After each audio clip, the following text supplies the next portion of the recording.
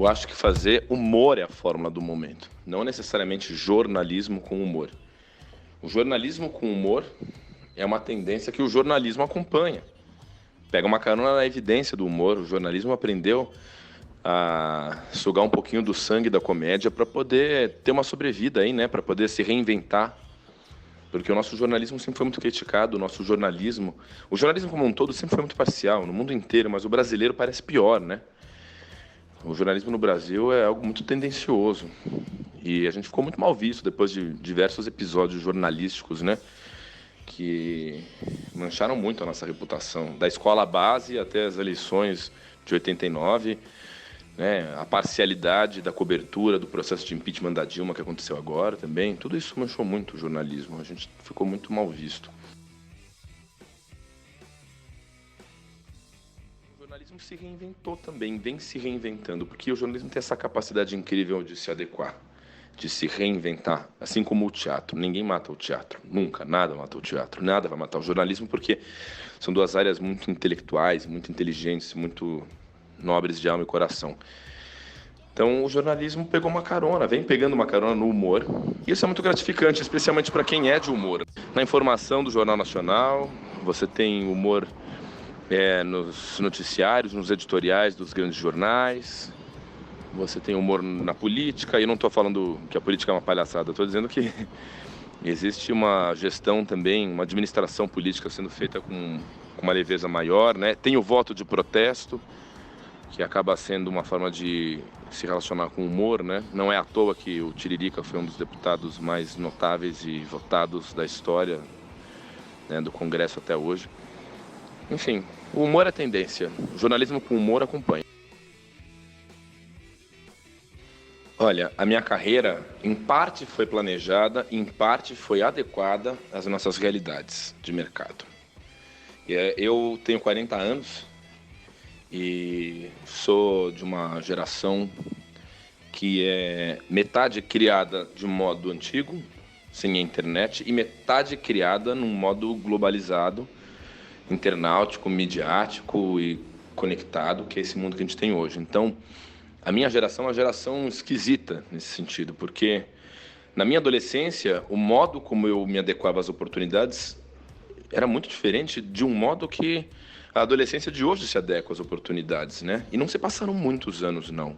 Não se passou muito tempo entre a minha adolescência e a adolescência dos moleques de agora.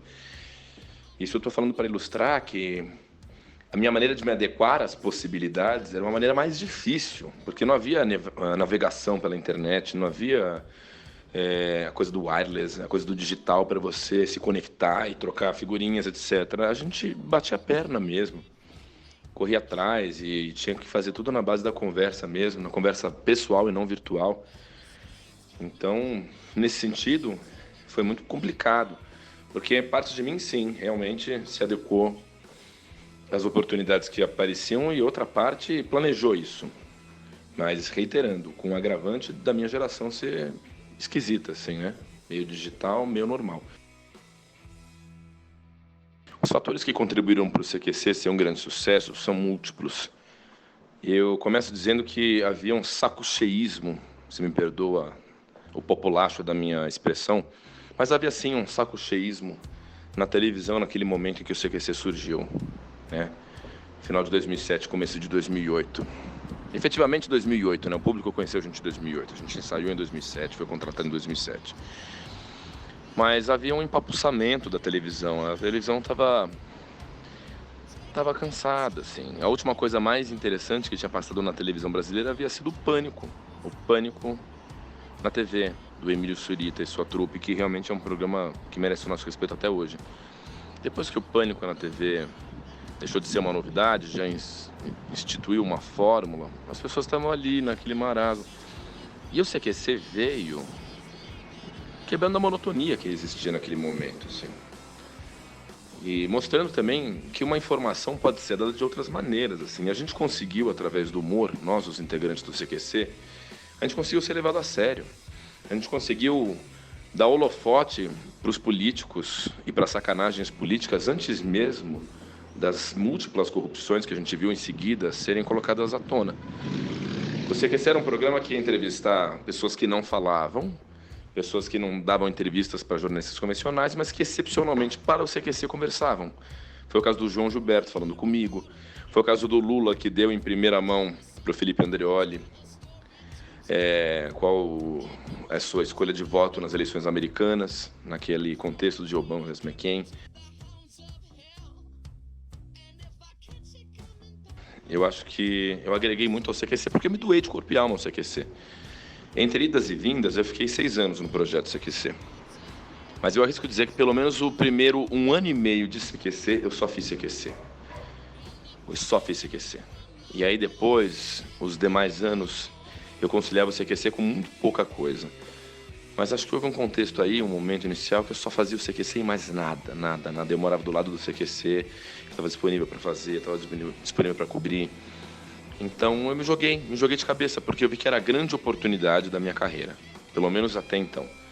E é isso que eu falo na palestra, Apostando na Carreira. Tem uma hora que a gente tem que se jogar mesmo no trabalho, não ter medo. E a gente tem muitas distrações paralelas, a gente tem muitas prioridades paralelas.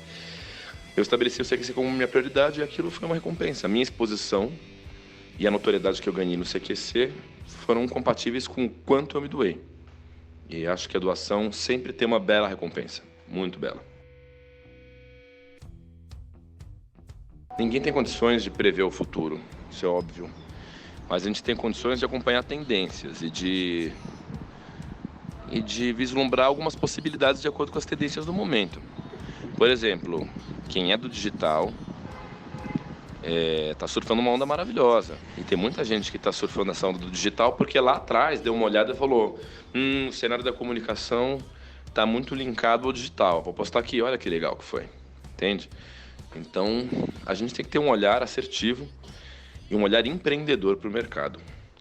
Eu gosto de dizer sempre que a gente não tem que esperar as oportunidades acontecerem, mas sim cavar as nossas próprias oportunidades. Isso é fundamental e eu sigo fazendo isso. Então, se a gente ficar com um olhar bem atento nas tendências, é possível sim, pelo menos, projetar alguma coisa do futuro, ainda que nenhum de nós tenha condição de saber ao certo o que vai ser da vida e o que vai ser do futuro.